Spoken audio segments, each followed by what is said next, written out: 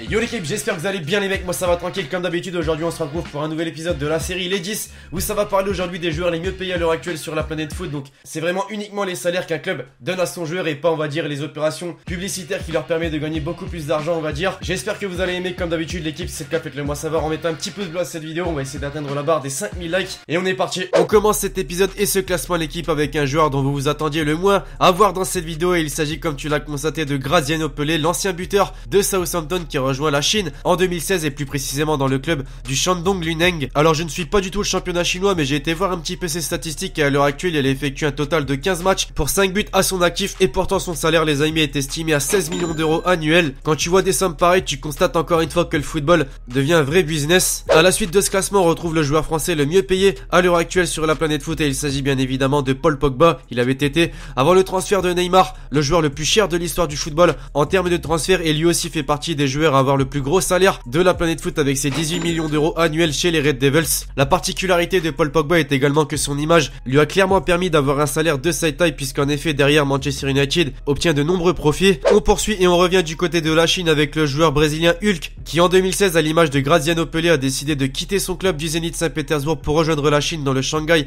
SIPG, un club qui ne l'a clairement pas séduit niveau sportif mais plutôt financièrement puisqu'en effet le club chinois lui a offert un salaire de 20 millions d'euros annuels qui est encore d'actualité à l'heure actuelle. Alors ce n'est qu'un avis personnel mais faites-moi part du vôtre dans les commentaires mais la Chine selon moi est en train de tuer le football avec les sommes astronomiques dépensées dans les transferts et même dans les salaires des joueurs. Arrivé en provenance de Tottenham durant l'année 2013, Gareth Bale fait aussi partie de ce classement avec 1 million de plus que le joueur précédent puisque Gareth Bale a à l'heure actuelle un salaire de 21 millions d'euros annuels. Mais ce fameux club du Shanghai SIPG ne s'est pas arrêté là puisque bien évidemment ils se sont appropriés les services d'un autre joueur brésilien durant l'année 2017 et il s'agissait bien évidemment de Oscar qui avait décidé de quitter le club de Chelsea pour rejoindre la Chine où on lui proposait un salaire de 25 millions d'euros annuels. Alors est-ce qu'il gâche sa carrière en allant là-bas? Je ne sais pas mais une chose est sûre, il a clairement moins de visibilité en Europe et a moins de chances d'être sélectionné avec l'équipe nationale du Brésil. Les Parisiens, ce joueur vous dit sûrement quelque chose bien évidemment puisque l'on retrouve Ezequiel Lavezzi, lui aussi a eu des envies d'ailleurs en 2016 en quittant le Paris Saint-Germain pour rejoindre la Chine dans le club du Hebei Fortune, un club qui lui offre un salaire de 26,5 millions d'euros annuels. Même en Chine il continue ses conneries apparemment puisqu'il a fait scandale il y a de ça quelques mois avec une photo qu'il a fait au sein du club où en fait il faisait des yeux bridés en faisant référence forcément on l'a compris aux Chinois. Quand tu vois ce genre de choses tu comprends vite qu'il en a strictement rien à foutre. On revient en Europe cette fois-ci dans le club de la capitale avec le plus gros transfert de l'histoire du football. Il a été effectué durant ce mercato et il s'agit bien évidemment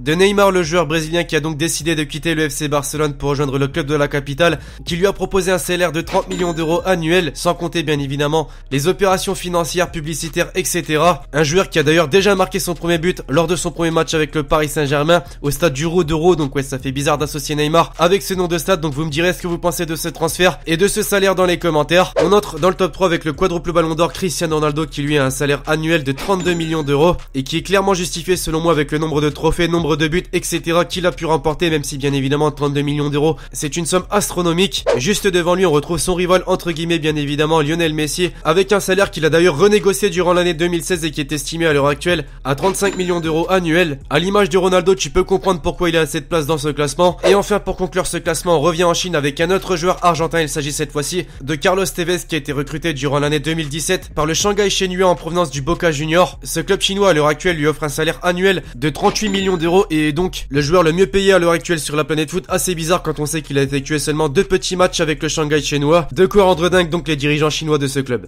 Et donc voilà l'équipe, cet épisode des 10 est désormais terminé. J'espère forcément que vous l'aurez aimé. Si c'est le cas faites-le moi savoir en lâchant un petit pouce bleu à cette vidéo et en me disant dans les commentaires d'autres suggestions pour de prochains tops comme celui-ci. Et donc écoutez, d'ici là je vous dis à la prochaine pour une nouvelle vidéo. C'était Lexchi, ciao ciao.